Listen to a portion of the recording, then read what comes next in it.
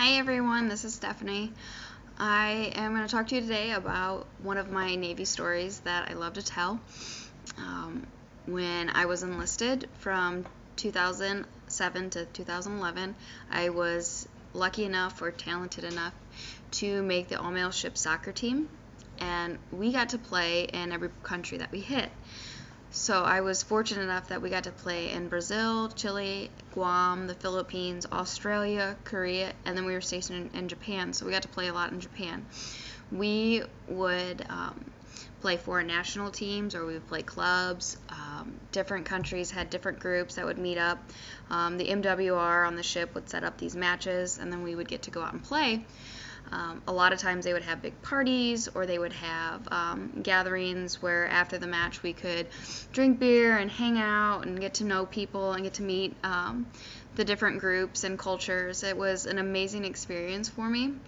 One of the more memorable experiences is when we were in the Philippines, because we had days and days and days and days of human trafficking and different warnings against, if you're a female, you're not allowed to be with less than 2 people, and you have to, watch your back to make sure no one's going to take you. And it was this big, huge ordeal, and they just beat it into our heads that, you're only allowed to go 2 miles out, and make sure you have a plan, and everybody knows your plan, and make sure you can get a hold of somebody. And, well, when you get a bus full of us who have been out to sea for 3 months, we're ready to hang out, we're ready to drink and party, and we're not so much worried about it normally.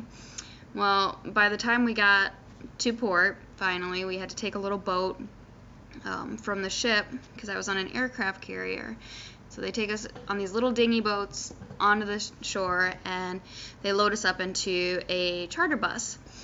And this bus driver could barely speak any English at all, and thankfully we had somebody that could translate for us. And so we tried to tell him where we thought the match was going to be played, and we were trying to, give him the best directions we could, but we didn't really know either.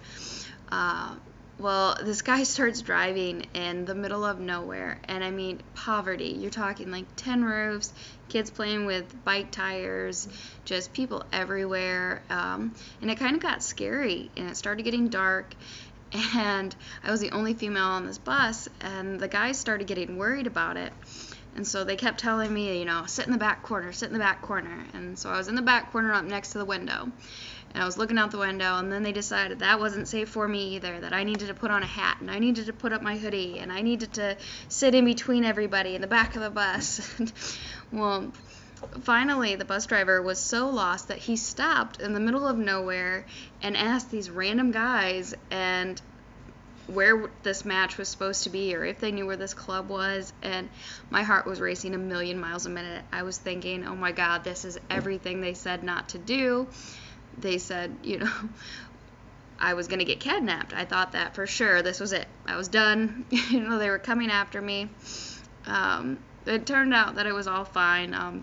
We actually ended up getting to the match, and it was one of the best countries that we played in. We were horrible, of course. I mean, we didn't get a chance to practice, and we only played when we hit these ports, but we played the match, and I was the only female in the entire area. Apparently, no females are allowed in this club, that it's an all-male club, and I wasn't supposed to be there, and it was against policy, but I ended up playing. I did really well. I actually scored a couple goals, and after the match, they had all this beer set out for us. Well, we were already supposed to have been back about 2 hours before that, and we're thinking, okay, well, it took us, hours to get to this place. It's got to be a long way home. We'll have plenty of time. Let's all drink. We'll just take it on the bus with us. It'll be a lot of fun. So we bring on these cases of beer with us, thinking we've got hours to drink, and it turned out it was only a 15-minute bus ride back to the port where we were going to take our boat back out. So we're chugging beer, and we're trying to get this down as fast as we can, and we finally get back to the pier, and we were the last ones there.